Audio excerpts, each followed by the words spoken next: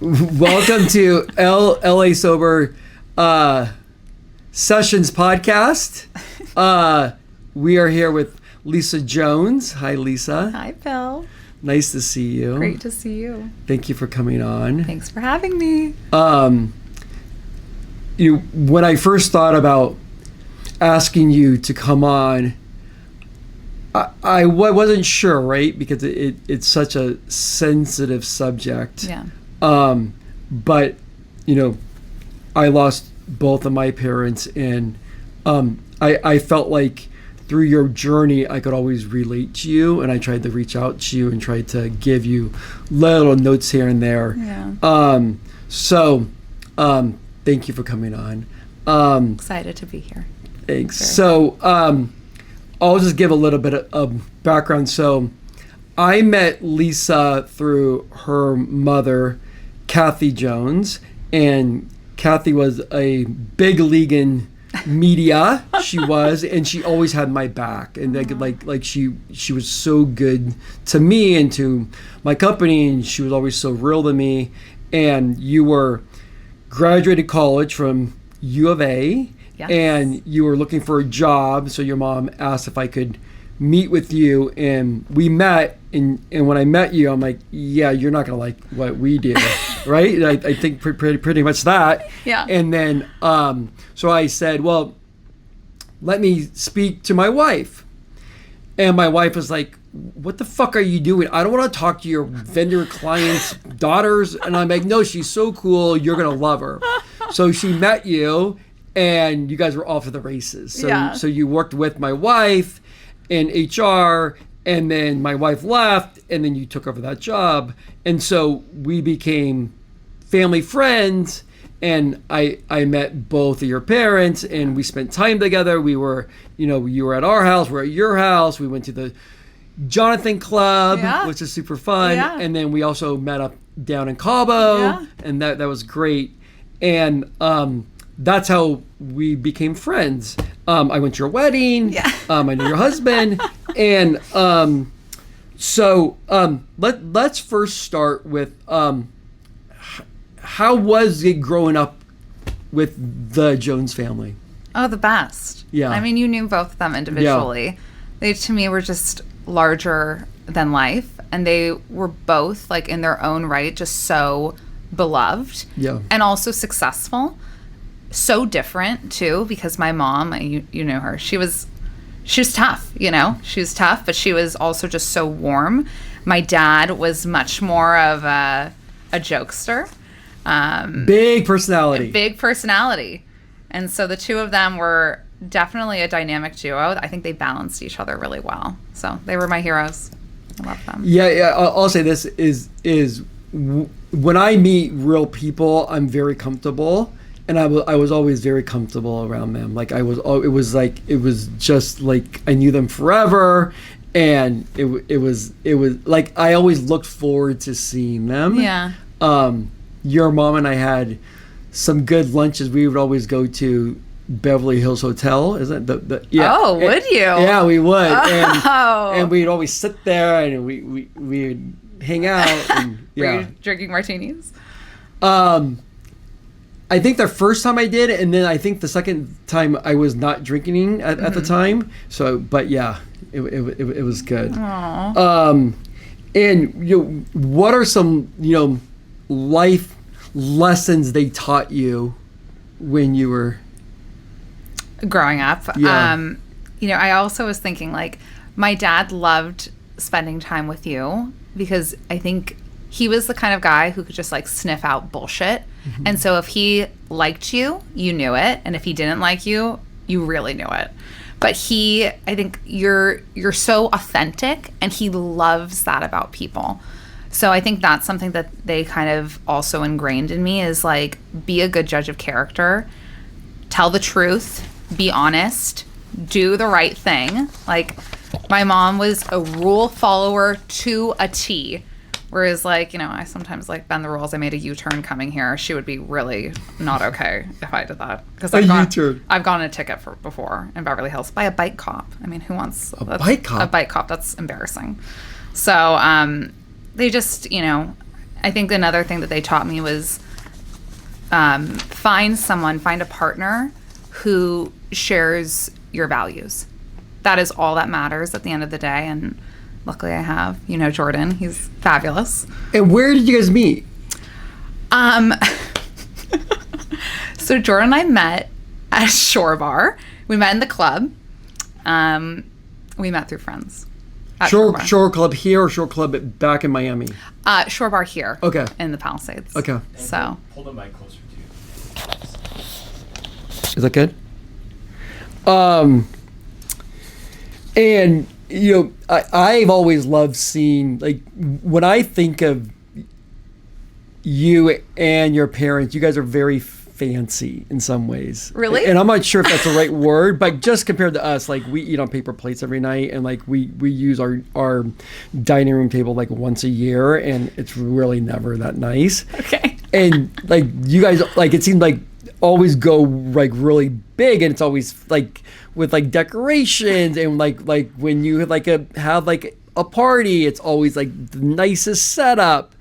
Is that like a tradition from like when you were younger? And both my parents worked my entire life, so I think in terms of like spending time together, being at the dinner table was kind of our time. And I was not gonna say I was forced, but like we had to sit at the dinner table each night, and that was kind of our time to just like talk about life, current events. And I think too, like, the way that my mom showed her love was through entertaining and hosting, because I mean, like, they were pretty selective, I would say, about who they hung out with. They were beloved, but they kept their circle really tight. And I want to say, like, I don't know if it was also my mom making sure that like my dad felt comfortable, because like there was such an age difference that, and as time went on, like his Parkinson's evolved. Yeah. And so my mom, I think, was really selective about also who she would let in. And so I think that like as they got older, when they would allow people into their home, it was a way of saying, I love you, and like I want to make sure that like you're here because you're really special in my life, and I want to show you that you're special. So I try to do the same now. And you had dinner every night together as a family? We did, yeah. What time did you have dinner at? Well, my mom would come home from work, I want to say at like 5:30, and then 6 p.m. my mom and dad would sit across from each other in the living room having a cocktail. My dad would have a margarita, my mom would have a martini or two, and I would sit there young and sober, and we would just talk, and then we would have dinner probably around like maybe 7, and then the night was over. That's so nice, because we don't do that at all. You don't? It's sad. No, we don't. And it's yeah, and we never have like as a kid I did. Well, we do it like one night a week, it seems, but we do it as a family. Like it's set like probably you're gonna like once a month, if that. Is it because everyone's on their own schedule? Yeah, because like Kate's working or doing homework, and then Emma comes home later, and then I usually don't walk in the door till like 6:30. Yeah. And when I come home, my dinner's always sitting there cold. Oh. And I don't even warm it up. Like I eat cold salmon, I eat cold steak, whatever. Do you like it? I don't mind it. I don't either. I don't mind it at all. And because I eat way too fast anyways. Yeah. So, and then Emma will come down like at 7 by herself, and she eats. And Emma's a very slow eater. And Emma has like her headphones on. Emma's 14. She's my daughter, and then she snacks. Emma will go in the pantry like 4 times, like when she's done eating. Yeah. Whatever works for your family. Everyone's family is different and has their own cadence and way of life. So let's get into life. Yeah, life. Because your life changed. I mean, it changed quickly, but there was a build up to it. Like, so totally. You want to? Yeah. No, it was shocking. The past 2 years have been something out of what feels like a movie. It just feels like surreal. And I still, like, even to this day, I'm like, if you would have told me this was going to be my life at 35 years old. I would have never in a million years believed you. But I mentioned like my parents had a 20-year age difference. So even though my dad looked like a child, he looked so young. I am not blessed with his skin, unfortunately. I'm getting the Botox all the time, but he had just like perfect skin. So I don't think also a lot of people knew that there was such a big age gap. But he was diagnosed with Parkinson's in 2013. And while that was, a big diagnosis to have, it was still really manageable. Like, he was still mobile. He could still communicate. Some things were difficult, like maybe cutting food. But, like, he also had my mom, who was, as you know, just a machine and, like, a superhero and just, like, a doer. And all of a sudden, I want to say in like 2022, my mom was diagnosed with lung disease and then told that she needed to have a lung transplant to live. And, then kind of like my brother calls it a rolling tragedy. My dad was hospitalized. And then 5 days later, my mom was hospitalized at the same hospital, and my dad ended up dying on May 8th of 2023, and my mom died on May 9th of 2023. Oh, man. It was out of a horror film. When that happens and the grief you go through, like when you think about the grief, was it what you thought it was going to be, or you're just like living it? Because like I know through my experience when it happened with me, it was surreal. Yeah. Like I remember the day, I remember everything about it, like when my dad passed, and it was like something like it was almost like a out of body experience. And I'm like, wait, is this really happening? And you're going through it and you're dealing with it because you have to. Yeah. But it's like, it's almost like fake. Yeah. You're like, this isn't. Yeah. It's like you're watching somebody else's Correct. life. You're like, this is not me. I'm not here right now. This is someone else. Surely this cannot be my life. The grief was unbelievable, because I remember thinking, how does the world still exist? How are people walking their dogs? Yeah. How are there cars driving on the street right now when, like, I've lost my world? And so I think what I've also realized about grief is that it isn't linear. Some days, some months feel great. Then something could happen and I get a setback. But it's heavy. Yeah. I do want to say that there was a lot that built up to that. And I remember when your mom was sick and you were trying to get the transplant, I was so impressed with your ability to reach out to people and you were there for them. And like, that's when I look back, I probably didn't do as much as I could have for my mom. And I look back at what you did, and it was just amazing. It was, because you did every single thing you could to help your mom. I so appreciate that. Yeah.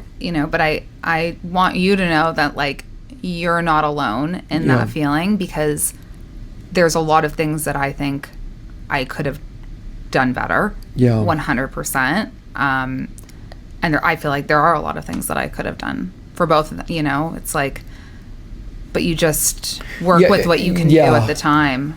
When my dad died in, like, I don't even remember the year. It's been so long. I'm so bad at this. My dad died like in December. My dad's been gone. Kate's 18, almost 18. My dad's been gone almost 19 years, which is insane. And I remember I just moved in my first new office of Wilshire, the old office you went to. Miracle Mile. But we were in a different suite, and I just moved in, and I moved into a corner suite office. Like, I had my own suite, and it was like a beautiful, crisp day, and the phone rang. And I remember it, and it was the hospital calling, telling me that my dad had passed. And I remember Nicole came over, and then we drove down to San Diego because that's where it transpired. And I remember driving down and like the same thing, like looking around and going, oh my God, the world just keeps going, and my dad just died. And it's like it just does. Yeah, I know. I think about the Jurassic Park quote, which I'm not a Jurassic Park gal, but I just saw it recently with Jordan because he loves it. But it's like life finds a way. It's like the world keeps going, and things keep moving. Yeah, I like that. Jurassic Park. Yeah. When it first, like when they both passed, did you try to put it out of your head, like, or did you deal with it like head on? Did you try and mask it? Because like, I was pretty open about sharing kind of like what was going on with my mom's health journey, which then became my dad's, because the reason really why on social media I started kind of sharing it is because my mom and dad were both beloved. And so I was getting thousands of text messages, thousands of emails and phone calls and DMs. And it just was like, I need to have one form of communication that everyone can reference to leave me alone, because I'm in like a triage situation here, and like I can't answer and give you person who I barely know updates about my life. So like here it is. I was open about it. I would say that I cried all the time. I mean, it was like in the movies, like I just was like beside myself, but I also had to do the services. And there was no one else coming to help me. It's not like I had another parent where I could be like, wait, what do we do? What song do we select for the church? It was like I had to do it. I think I've never like masked my feelings, I don't think. I've just been very open about them. But yeah, I just kind of like laid it all out. Yeah. I mean, because Did you? I feel like I put on a front, and I just started this company. Like I was Right. so like I almost just threw more into that. Yeah. And I kind of didn't deal with it. And I drank more. I did more drugs. I probably wasn't the best husband, the best father for a while. I mean, it was just like I was like just trying to get through it day to day. But then we also had to deal with my mom, because when my dad passed, my dad was seeing my mom at the hospital, and my dad died in the parking lot going to see my mom. That is the worst story. So I never thought my dad would pass before my mom. Like I always like my mom had all sorts of things going on, so I always thought that would be what would happen. So when my dad passed, then we had to deal with my mom and what are we gonna do with her? Right. And that was like there's nothing worse than trying to be a parent to your parent, and my mom didn't really like want to listen to us. And then I felt guilt because then my sister lives in Palm Springs, and my sister had to deal with my mom, and that was hard for me because my sister had to deal with a lot more of it. And I wasn't there, but I didn't live there, and I just had a young family, so I was just in it. And so there was a lot of pain that I went through internally trying to deal with that. And I know that I didn't deal with it the right way. Like I probably should have went and talked to someone at that point and just talk through it out loud. Because after my dad died, then Nicole's dad died like a year later. So it was there was just way too much stuff going on, and then we had a miscarriage. So it was just a lot. It was just a lot of negativity going on at that point. Did you go see a therapist eventually, or like a couple years later?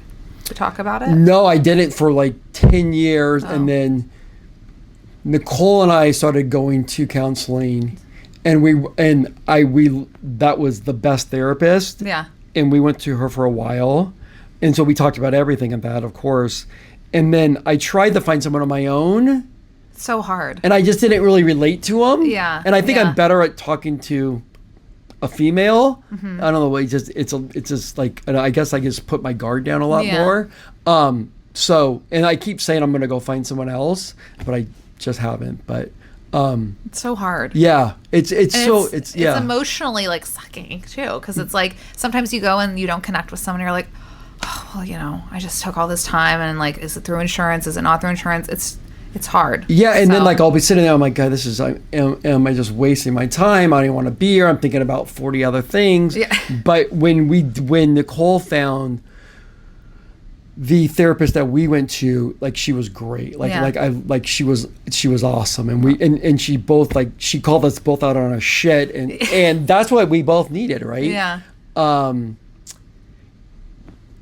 How was it with different people in your life? Like I feel like people that haven't experienced death have a very difficult time talking about it. Yeah. And then it makes it awkward for you because I'm like, what are they saying? But I don't judge them, or I because they're just trying to do the best they can. But unless you've dealt with it, I think it's hard for people to like deal with it and to even speak about it. No, totally. I found, for my age group, not many people had lost parents before. They had lost grandparents. So it was very rare that I could find somebody who had experienced something similar. I think people don't talk about it because they don't know how. They're so afraid also that they're going to say the wrong thing and offend someone. But I think what I loved is if I hadn't seen someone for a while and they knew what had happened, and immediately they said, hey, I'm so sorry that you lost your parents. I can't believe what you've been through. It would immediately kind of put me at ease, because I'm like, okay, I don't have to pretend like, my life is rosy, because it's not, So I think people are afraid, and they're so afraid that, they're going to hurt someone, and that's why they kind of retreat. I found that a friend who had been through cancer, I think you know her, Nicole. Yeah. Who is literally like an angel from above. She understood, as what I call it is visiting hell. Mm-hmm. She had been to hell and back twice with having cancer before the age of 30. And so she knew. I'll never forget texting her from Cedars. We were going to like an x-ray appointment. And I just said, I didn't think that hell could exist on earth, but I do now. And she would call me, and she just understood how to support me. I think sometimes what people do is, especially for women, you want to fix it. You want to be proactive. You want to create a list. But sometimes all you need is somebody just to listen to you. Listen. And not even like comment, just listen. And almost repeat what you're saying. Yes. But don't give their opinion, because you're not going through it. Right. And then when they give your opinion, then it's like, no, shut the fuck up. You don't know what you're like right. This is me. Yeah. Like, you don't know what I'm feeling. Right. Yeah. Right. And so she knew what to do. But she'd experienced, hell. And I think if you haven't been to hell, you might not know how to support somebody who is in hell. Is it hard for you to like drive by Cedars or go to Cedars now? Like, does it feel like yucky to you, or not? It's difficult. Yeah, it is difficult. I have doctors, some of the best doctors, and Cedars is an amazing hospital. So it is difficult for me to go there. It's difficult. It's gotten better over time. I drive by now and I'm not like, oh my God, that's where I lived for a week. It's like, it's different now. I can pass by without kind of like tensing up. So I grew up in Palm Springs, and we don't really go there often just because we've been so busy. We had a place there and we sold it. We should have kept it. Now it's 4 times what it was. Oh, God. I know, so stupid. Was But it in Palm Springs or Palm Desert? It was in Ranch Mirage. Yeah, I had a condo with like 3 of my friends, and we should have kept it. And it's like, damn. and it was like I think we bought it for like $300,000 on the golf course, and then we just, I don't know, we sold it for some reason. But when I go to Palm Springs, while I love it, it brings me back to when I was a kid, and so when I go there, I just, all those feelings come up again. Yeah. About Yeah. cause that's where I relate to my parents, because I left when I was 18. Yeah. And I was gone. So I just remember like when I was a kid and in high school and all those feelings. So I don't think I ever really processed it. So when I go back, it just brings, it brings back all those good moments, Yeah. but then it makes me a little bit sad. Too. And that's where the hospital was. No. My dad died in San Diego. Oh. Yeah, because my mom ran through the doctors in Palm Springs, and so she was going to San Diego. Okay. And then my mom died on a cruise ship with my sister. My mom died on a cruise ship with my What? sister. Yeah, they were on a cruise, I and think I'm now remembering. they were out to dinner the night before, and my mom wasn't, like, it was like my mom slept in a lot, but it was like 2:00, and my mom wasn't awake, or like not picking up her phone, so they had to open the door, the room next to my sister. No, what's crazy now is that, it's not crazy, but it's a weird feeling, is a lot of parents are like, of my friends now, are getting sick and dying. I mean, because they're older, and I see them going through it, and I don't want this to come out the wrong way, but it's because my parents passed so young. Yeah.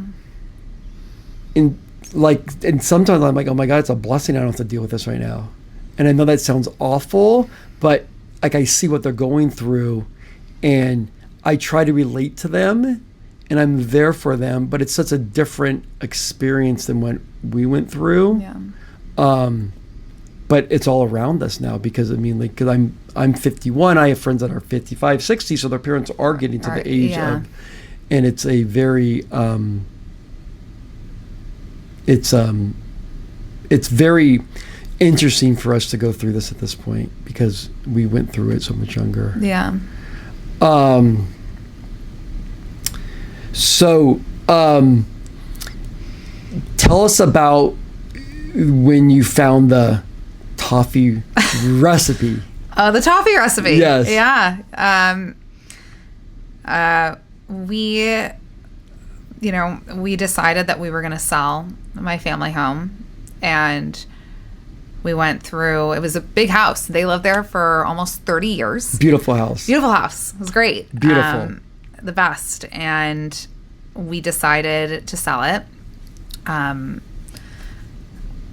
which was difficult and painful, but I think I realized that it was 100% the right decision.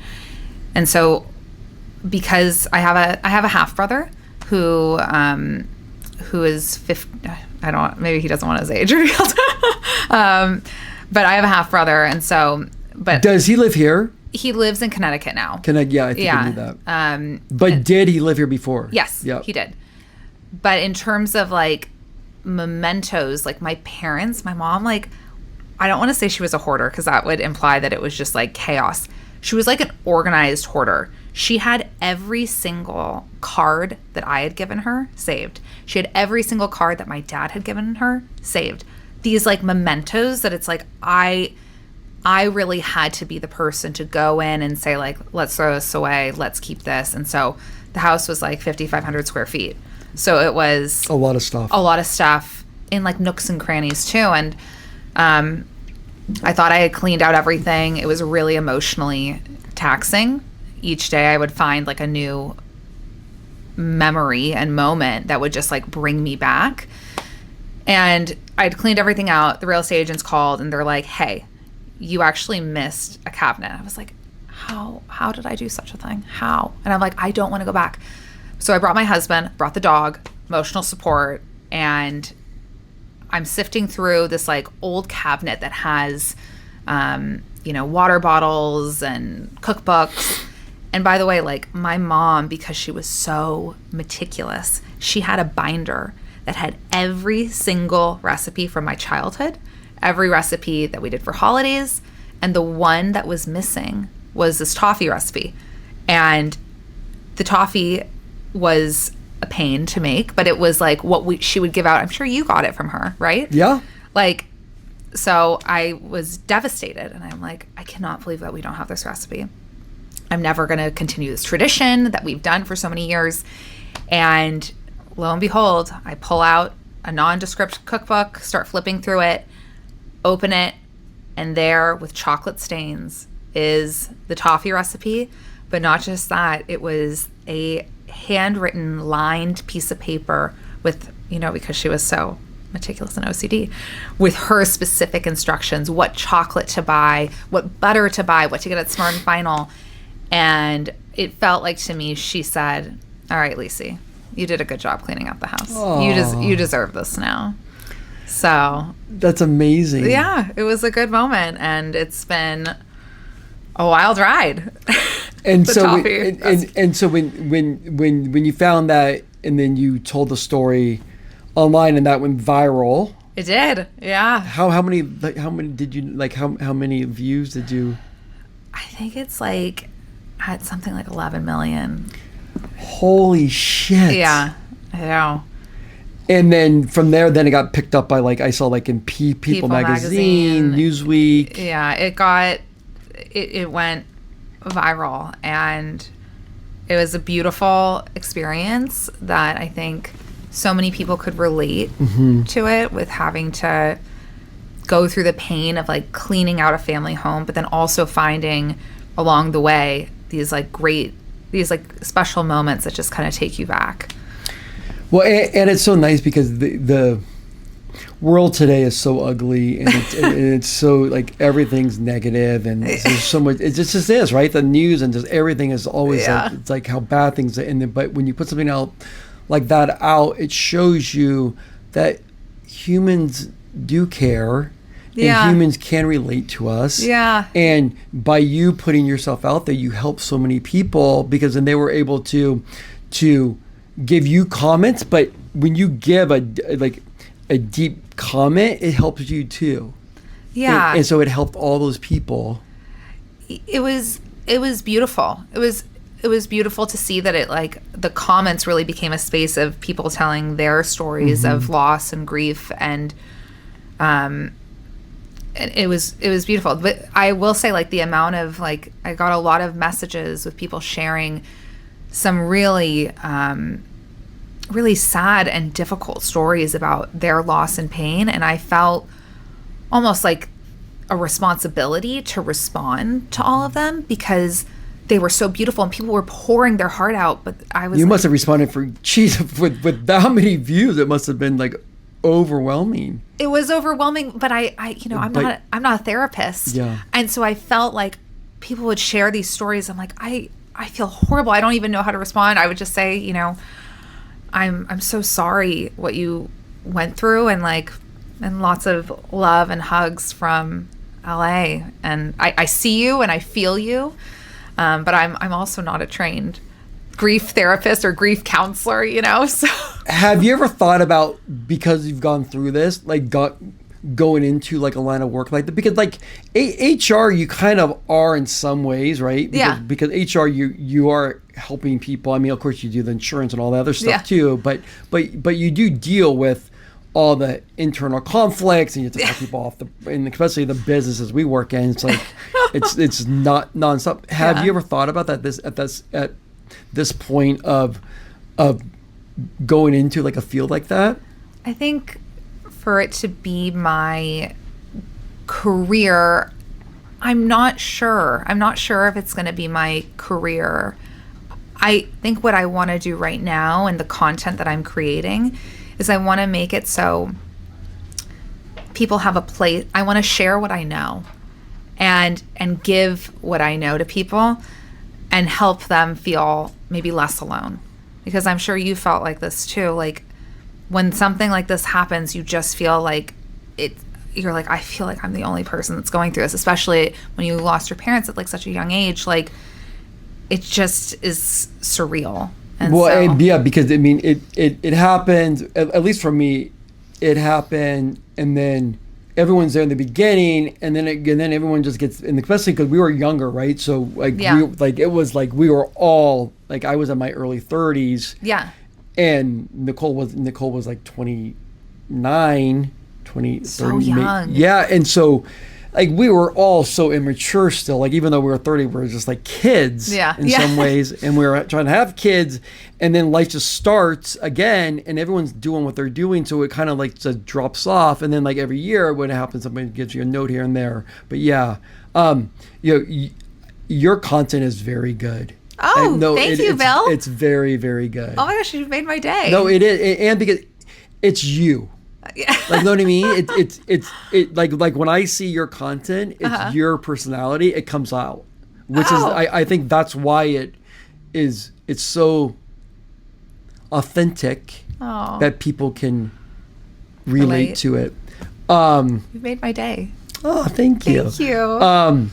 Speaking of like saving things, so for all this content that I'm putting out, I'm always trying to find like new photos of me or things that I can speak about.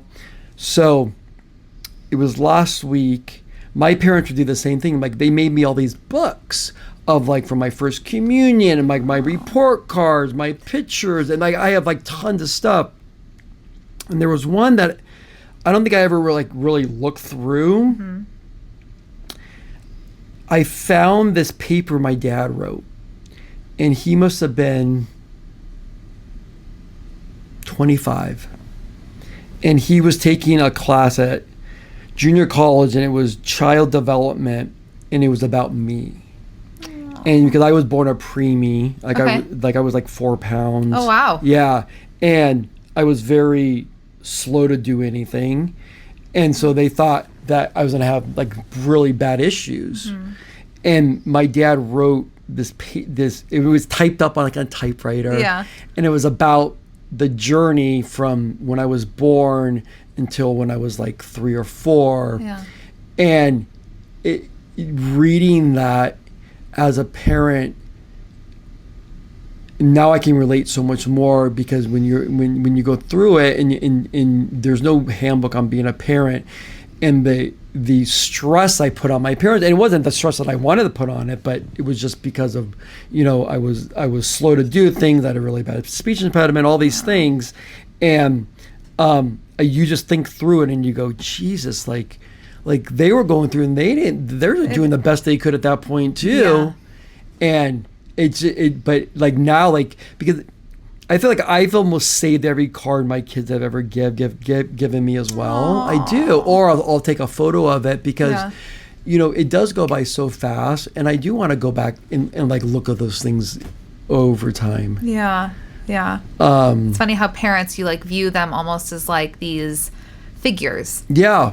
But at the end of the day, they're just people. They're people, and they're trying to figure it out, just like you're trying to figure it out. And like, it's because when your kids are younger, and you think your parents know everything. Yeah. Oh my God, we know nothing. We're doing the best we can, and we make mistakes every single day of our life. Yeah. But I just come back to,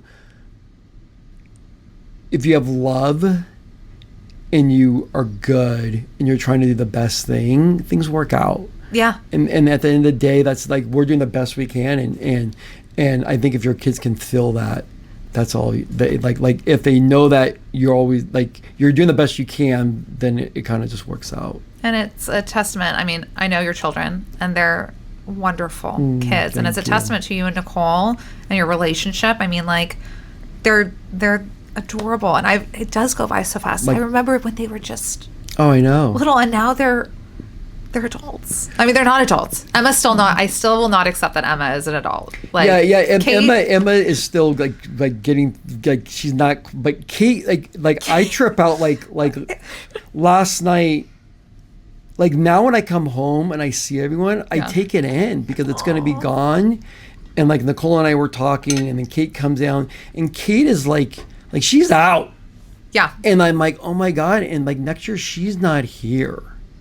Like she's going to Alabama. Yeah, So we're it's far. going to see her like, we're not going to see her a lot. No. And it's going to be quiet in our house. It's going to be super quiet. It is going to be, yeah, I keep saying, I'm like, Nicole, you better really like me because like we're going to have to really start liking each other again because, which we do. But, Yeah, you do. yeah.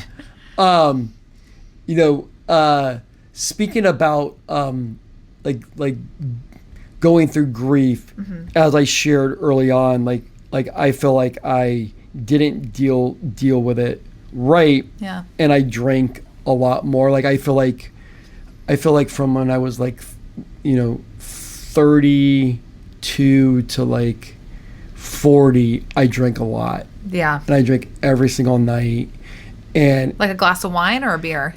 it would be Or- like a bottle. Yeah, I was drinking like a bottle of wine. Bottle of wine. By Yeah. yourself or with Nicole? Nicole never drank. I mean, Nicole, like she drinks, but that's not Yeah, her. she's Like, not a big No, drinker. she just isn't. Yeah. And I have it in me. I'm very addictive. I'm very OCD. So when I feel something I like, I want more of it. Yeah. And I mean, I don't get me wrong. Like I ran a company. Yeah, I've done super successful. Yeah, but at the same time, I abused it, Yeah. and I still got my shit done. But then I would get in my head, and I would just like circle it. And for me, it was really about when am I gonna die? Yeah. Like A shit. fear. Yeah, Yeah. and then oh my God, I'm not going to be here for my kids. Do I have enough money for them? Do I all those things that come into play? And it really fucked with my head bad. Like made me like a hypochondriac, anxiety, all those things. Yeah. And I didn't deal with it right. Yeah.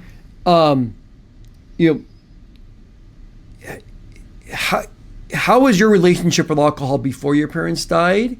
And has that changed since, and maybe like in the beginning and then now? Yeah. I mean, I went to a fun school. I went to the University of Arizona. Yeah. Drinking was part of the culture there, 100%. And I would say that like I feel that I have a good relationship with alcohol.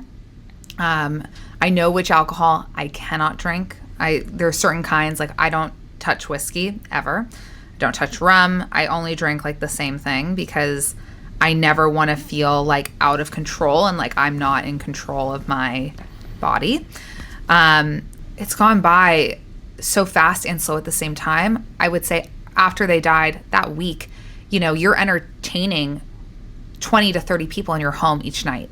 So there was a point where I woke up one day and I just said, and I had a horrible hangover, and then the anxiety kicked in, and I just said, this is not safe, this is not healthy, and this is not going to help me. So I would say over the past year and a half, I've really had to take a look and see, similar to your point about being a hypochondriac, fear of death, fear of, not being able to experience the next chapter of life. I've really had to take a look at my consumption and say, okay, maybe I shouldn't have 2 glasses. Maybe I should have 1 glass. And I did dry January this year, and I found it to be really helpful and a great reset.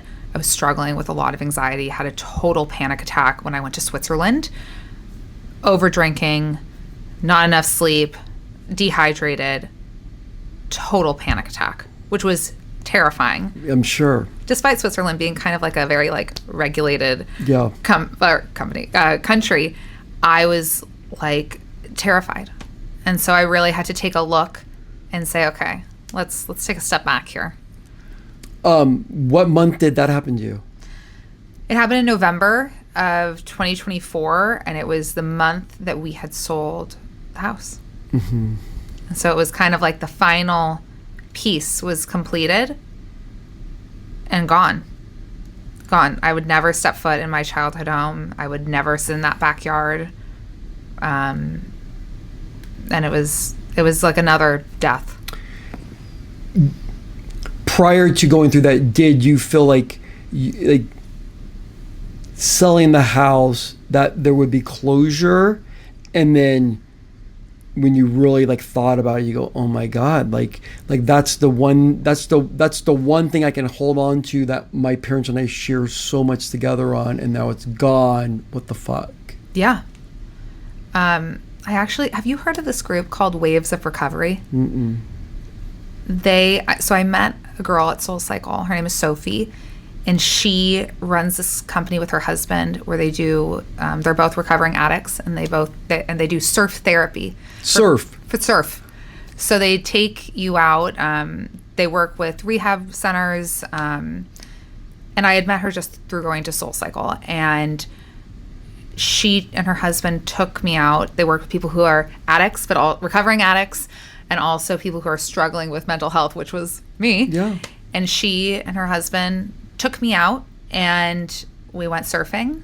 And I was trying to decide if we should keep the house, because that was a big thing that everyone kept saying to me, especially my mom's friends would be like, you should keep the house. You got married in that house. You could raise your family in that house. When deep down I knew it wasn't right. Mm-hmm. I went to the surf therapy, which was a fabulous surfing lesson. But Where was it at? Redondo. Mm-hmm. But it got me out of my head. It pulled me out. And that's what I kept saying. Like, and I imagine this is what psychedelics do. I've never taken mushrooms before. Never. No. Never.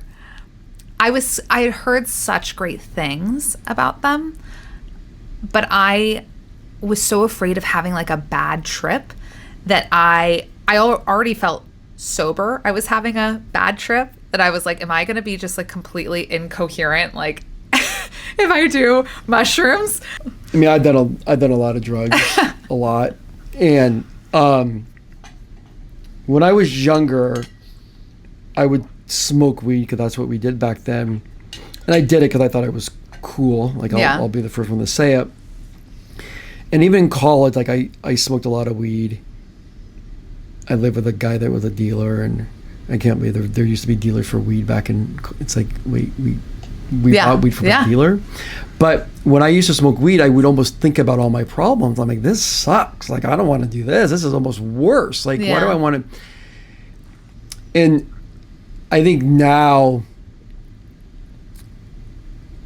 maybe because my mind's stronger and I'm more confident, and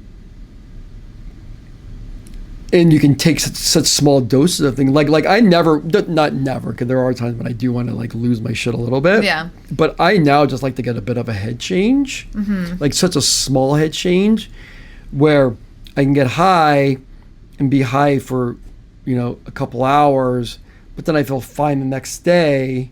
Yeah. But like my relationship with alcohol was so negative, just from growing up and decisions I made and family dynamics. So I just associated it with such a negative thing that then the aftermath wasn't good anymore. I'm like, this is horrible.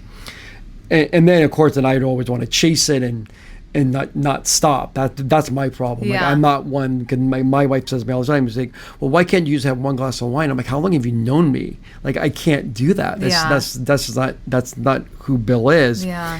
And then microdosing mushrooms is the best. I've heard great things about it. It is so good. It allows your mind to open up and go into these pockets that you don't go into usually. Yeah. And I'm not off my rocker. Like I remember like the first time I ever took a lot of mushrooms, I was a junior in high school, and my parents let me go on a college tour with one of my friends. Yeah. And we drove around, me and him, going to colleges. Oh, it was your own college tour? It wasn't like with the school? No, it was my friend was driving around looking at colleges, and I went with him, and my parents allowed me to go with him. Yeah. And we went to like UC Santa Cruz, UC San Diego, USC. Yeah. And I remember in Santa Cruz, we took so much mushroom, and back then it was just like bags of it, and we tripped balls. Oh. And that was not fun because I was so young. Yeah. But this last time when I got sober, because I'll be sober for 2 years from alcohol. Wow. 2 years Congrats. this Friday. This Friday will be 2 years. What are you doing to celebrate your alcohol sobriety? You know what? I'm just happy with my journey. I don't need to celebrate. I'm happy with, I'm just a happier person, and I'm just better because of it. With me today. And of course, I don't judge what people do. I'm just saying what works for me. Like, tons of my friends drink. My wife still drinks. Yeah. And I don't look down on anyone. I just know what works for me. And I think there's people like me that have a bad relationship with alcohol. Yeah. And I just want to share my story, and I'm not telling people what they should do or shouldn't do. I'm just sharing my story, and it works for me. So if you deal with some of the problems I deal with, maybe you should try it. And I think sobriety is so different now than it was 50 years ago, and so I don't think we should just label everything. Which is why, I love what you've done with LA Sober. I mean, thank you. It's amazing to see you launch a brand, and I'm rooting for you. It is hard. Yeah. It is like this content thing is so difficult, and I'm so self-conscious about everything. And I come off as this strong person, and I'm strong in my own way, but I'm really not. And putting myself out there and being in front of the camera, I was so afraid. I was so afraid that I was going to stutter and all these things, but I feel like it's helped me become a better speaker. It's helped me become more comfortable. Yeah. And I love it. Like I wish I could do this nonstop every day and not have to run this media company, but I have to make money. And so I'm not quite there yet. You're a great interviewer. Oh, thank you. Yeah. But I do think that, because I tried getting sober right before COVID, I stopped drinking. Oh, And, wow. Yeah, I stopped drinking before COVID, and I did it for about, I want to say 9 months. But I wasn't completely, I would still take sips of my wife's drinks. Yeah. And sometimes a big sip. And then I tried drinking again, and it was the same thing. It was I was good, but then those nights I'd go out, big nights out. It was just, it was the same thing. Yeah. So finally I said, I'm done. And I feel like this time that really helped me was microdosing. Because I microdosed quite a bit in the beginning. But taking one, like a little capsule, and I could drive my kids to soccer. I could do everything on it. It was just a little bit more. It's it just makes everything lighter. You can hear everything, and I can't hear in this ear anyway. So it's been very beneficial for me. I'm so happy to hear that. Yeah. And I'm just in awe of what you've done, and Well, same. I praise you though for your vulnerability, and it's brave. It's brave to talk about a subject that's kind of almost feels like a little hush hush, that you can't be fully open about it. And I think you are so brave, and I applaud you. Thank you. And I think you're helping a lot of people, and you should be really proud of yourself. Well, I'm proud of you. You have been through so much, and I was it has put such a smile on my face to see you come through it. Oh. Because I see it, and you've lived it. I lived it. Yeah. And I didn't even tell Nicole a lot of time when I would just text you and reach out, because I felt like we had our own relationship. Yeah. And Nicole is so different from me in so many ways, and she's so loving, but loving in her own way. And Nicole's she's so strong. Yeah. And I'm not as strong as Nicole, but then I sometimes feel like then I can put myself out there more, because I don't. It's like I think you have different strengths. Yeah. It's not, I wouldn't even say that it's one person is stronger than the other. I think you both have different strengths, but you complement each other so well, which makes you amazing parents. You balance each other. Because you wouldn't want two people with the same kind of strengths. You want to have a balance. Yeah. And I feel like we're finally hitting our stride again, because it was tough. I mean, marriage is tough. Yeah. It is not easy. No. It is as you know, it's a No. difficult. It's hard. Yeah. It takes work every day. I'll tell a funny story about mushrooms. So, I take a supplement, and they look very similar to my microdosing supplement. Mm-hmm. And when we go to Europe, I take mushrooms with me. Okay. And so we got back from Europe, and the bottle was sitting inside my cabinet where I take everything. And I thought I was taking 2 of my supplements and 1 of my mushrooms. Uh-oh. So I go downstairs and I'm working and I'm on calls and I'm like, what is wrong with me today? Because I didn't know what I took. Yeah. And I was sweating and I had anxiety. Aw. And I was like, oh my God, my heart's racing. I figured out I took 3 mushrooms. So I don't even know what that means, but it sounds like a lot. it's like it's not like a heavy dose, but it's a dose. Yeah. Yeah. But I didn't know I took it. I mean, I knew I took it, but I didn't see it. And so I didn't realize what I was going through. And I was just high. Yeah. But when you don't know, you're like if I take 3, then I know what I'm gonna experience, and it finally dawned on me, and I was fine. I worked the whole day and I got through it, but I took 3 instead of 1. I thought I was taking 2 supplements and 1 microdose. Was this in Portugal or where were you? No, this was at my house. Oh, this was- when we got home. I was working. After coming back from Yeah. work. Oh, okay. After coming back. Oh my God. Yeah. So how did you when does it fade off or what does it fade away? It was like 3 hours, and I was Okay. fine. And I got through it. But it was like, oh my God, like dumb shit. Like be careful. Yeah. Never mind. No, say it. No, I was going to ask about your children. Like, do you have open conversations with them? Because I think as a parent right now, and I'm not a parent, right? I'm a parent to the dog and the cat. But like, as a parent, you must be on edge with everything that's happening with fentanyl. Like, have you had conversations about? And you, this is Very much. This is so. your show. Yeah, not mine. yeah. No. Yeah. So, our oldest daughter, Kate, she's me to a T. Like me to a T. Okay. Like she's a hustler.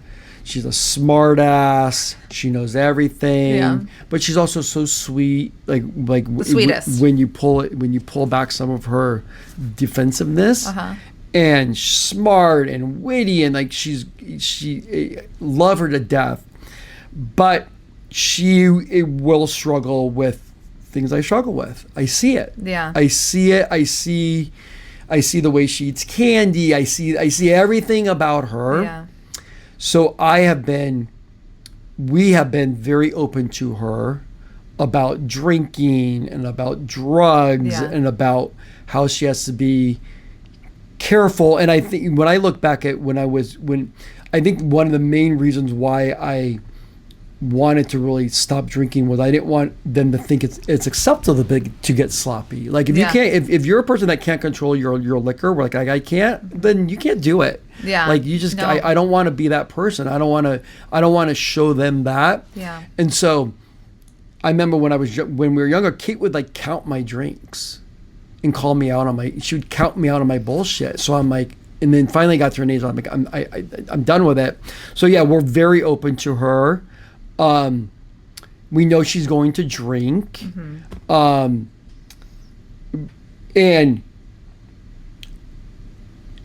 you know, I would rather her not drink at all, but that's not going to happen at this point in her Yeah. life. I wish she's going to Alabama. Yeah. So I think she has learned some lessons already. And I think I don't think I give her enough credit either, because I think she's a lot smarter than I am. So yeah, I mean, we are like you can't take drugs from people, like you don't know what's in it. Terrifying. And it scares the hell out of me. Yeah. But I would rather her experiment at home And I know it's probably not like some people wouldn't agree with it, but I'd rather her, take a microdose at home and understand the feeling of it than take it out. But I know that's not going to happen. But yeah, we're very, very open. That's good. To her. Just to have those conversations. I think every parent should have those conversations about like that openness about drugs and alcohol, and I just think that it needs to happen. Yeah, because you can't hide behind things. I mean, it's like in our day and age, kids are exposed to so many things, so much more now. Yes. And they can learn everything on their own. Yeah. So, well, even though you read it or see it, you need to be able to interpret it and understand it. I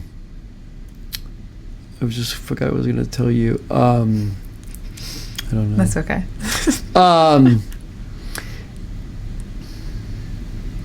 If there's someone out there that is going through what you've gone through, what would be your advice to them?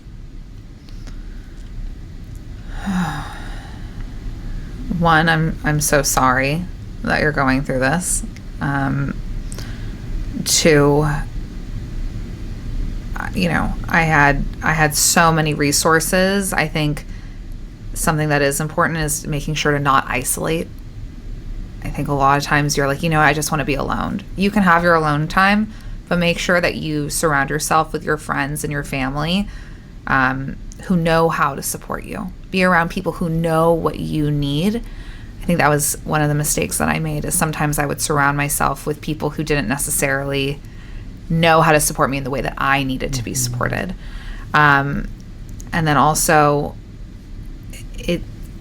grief, I feel like I went to a grief support group, and an analogy that we would always talk about is grief kind of feels like when it first happens, it's like a boulder. You carry that boulder on your shoulder.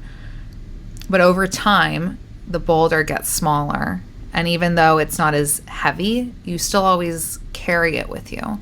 So the grief sometimes feels just like, and another analogy is like a wave, Sometimes it feels like a tsunami. Sometimes it feels just like a nice little dip. It's not linear. And just make sure that you do the things that bring you joy, and know because at the end of the day, and I say this in my HR life, in my past HR life, I would always say this to employees, like, only you know what you need. Not your husband, not your parents, not your friends. You know what you need at the end of the day. And so honor that. And don't try to be like, well, this person said I should do this. Like, no. Look inward and be like, what do I need right now? Do I need to rot on the couch? Or do I need to go out on a walk? So. I love that. Are you a lot kinder to yourself now than you were before?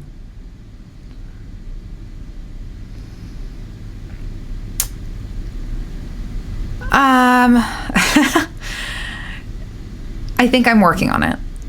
I think I struggle with, I think a lot of women do, a lot of people do, with like this feeling of perfectionism and wanting things to be perfect, and life is not perfect, and it's actually quite messy.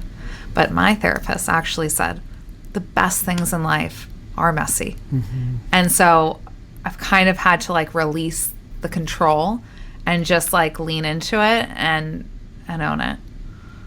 The life is messy. It is. And you just got to go with it and be grateful that every day that you are in good health, you have amazing friends, and you have family and your relationships. Like, that is all that matters at the end of the day, to me at least.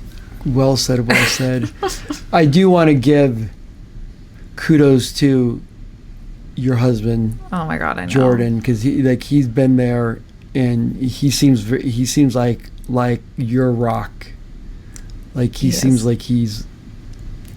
I don't know what I would have done without him. I would have been in the fetal position. Like, he was able to come in and just take over some of the things that I didn't understand, didn't know how to do, and also was so patient, because he had to support me as I was on the floor crying. And I didn't just live that grief after they died. I was also, after my mom got the diagnosis, I was on the bathroom floor crying before. And he really has been there, and he is an amazing person. You know him. Yeah, he's great. He is wonderful. So he does deserve a special shout out. So shout out to Jordan. Nice work, Jordan.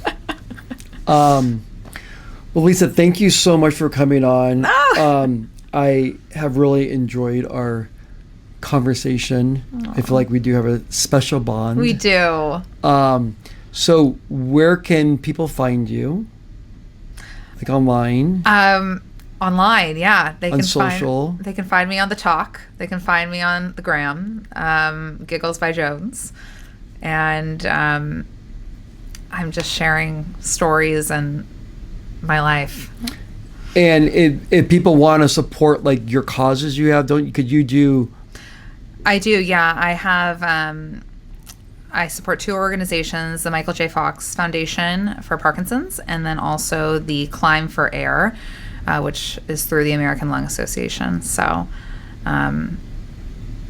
yeah, those are my 2 causes. Awesome. Well, Yeah. I truly believe that our conversation today is going to help many people. Oh. And I think at this point in our lives, the more that we can help others Yeah. and help them get through their journey, that all of our journeys are messy. Yeah. Because we do have to find joy in the cards that we're dealt, because Yes. we're only here once as we know it today. Who knows, maybe there's something else, but as of today, that's all we know. So again, thank you so much for joining us on LA Sober Sessions podcast. Yeah. So everyone out there, thanks for joining us. If you want to support the brand, you can check us out on We Are LA Sober on all the social handles, as well as lasober.com. We'd love for you to see some of our merch. I spilt some stuff on my one hoodie I had today, so this is just a black one. But anyways, thank you for joining us. Bye. Great job. Great job, Bill. You're Thank so you. amazing.